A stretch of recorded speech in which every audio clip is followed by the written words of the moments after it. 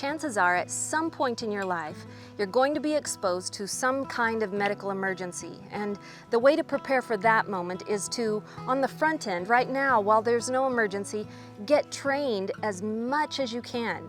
There are often CPR classes and first aid classes offered within your local community. You can become a certified medic or EMT even if you want to go through those trainings. Take the opportunity right now, because at some point you're going to be so thankful you did. But just for all of us to have knowledge of, there are a few things every one of us can do to prepare in our own homes for an emergency that might require some extra knowledge in the future. So in the next few minutes, stay with us. I want to talk you through just one simple prep, and that is how to make Sugardine.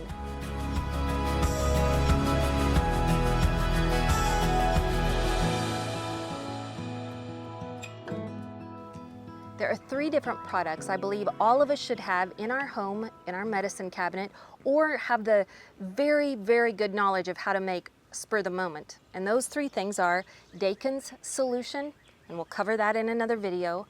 Saline solution, we'll also cover that in another video. But what we're making today is Sugardine, and I think all of us should know how to make it. This is something you can't make and just have on the shelf indefinitely. So you need to practice in how to make it and how to use it right now ahead of an emergency, because you'll probably end up using it right in the moment when it's needed. All right? So let's get started. You've only got a few ingredients that you need to make this work. And if you'll look down here, I'll just show you a few of them. You're going to want a sterile bowl and a sterile spoon. You're going to want betadine, which incidentally is just the brand name, so you can get this generic version, a generic version of this, as long as it has a 10% povidone iodine. And you're going to need table sugar. Now, incidentally, in my cabinet today, I just happen to be fresh out of nice white table sugar.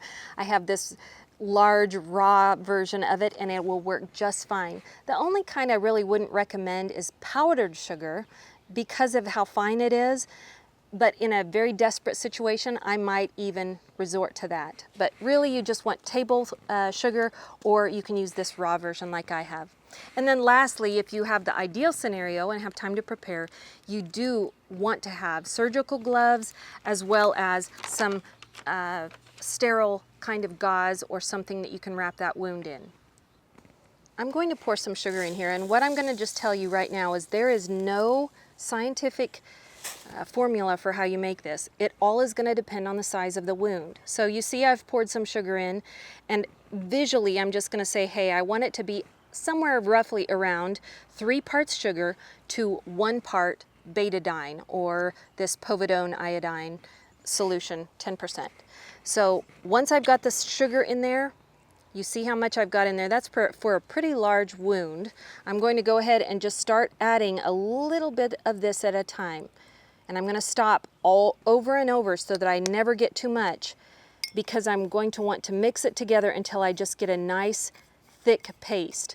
If I had regular table sugar, I would want it to look a lot like this consistency of peanut butter.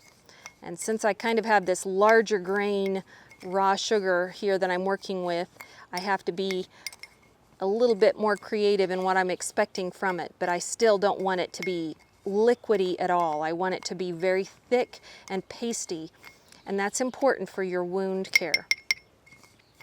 I think I've got it about right, to be honest with you. I wish I had the smaller version of sugar, and that would be ideal, but we're going to say that this is about right.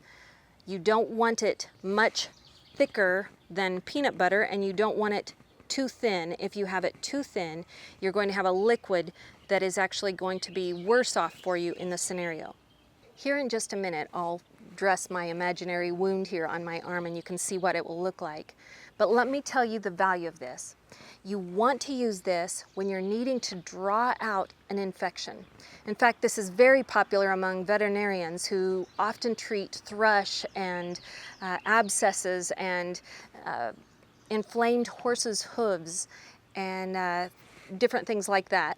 All kinds of different things they treat with this, but you wouldn't want it on an open wound that's bleeding aggressively, because the blood is just going to wash out this and make it ineffective. All right, We're gonna pretend like I have a wound here on my left arm.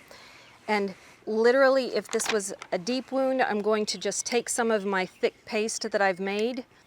I'm going to pack it deep within that wound that I've got. Get gauze that hasn't been exposed to any germs and is completely sterile. You're going to put it over that and give it some good pressure.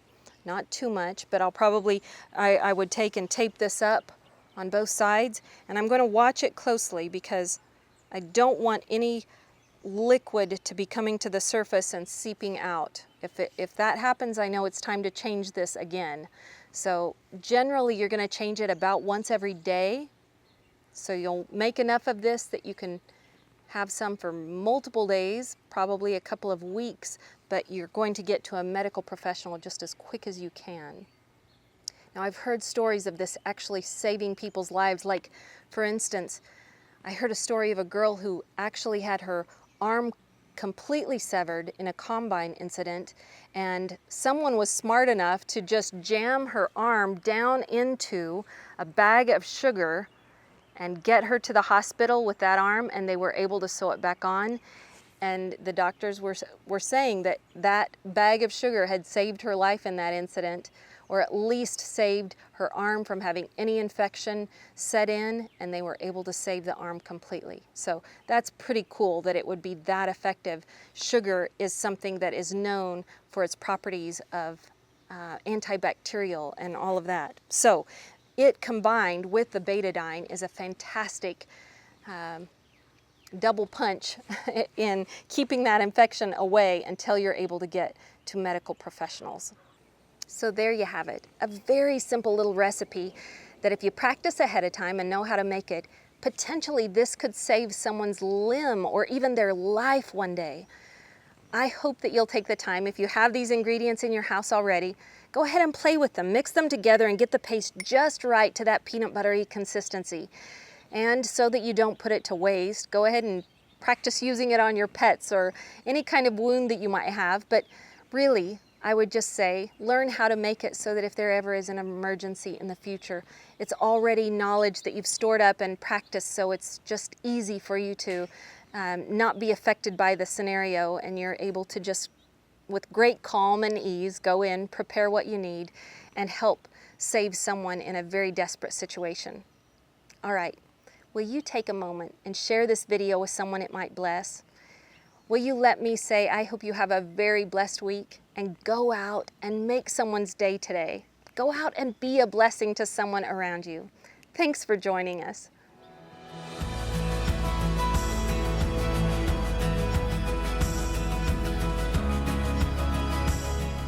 Before you go, let me share just these 3 verses out of Psalm 94. It says this: "If the Lord had not been our help, my soul would soon have lived in the land of silence. When I thought my foot slips, your steadfast love, O Lord, held me up. And when the cares of my heart are many, your consolations cheer my soul." Now go give that encouraging word to someone today.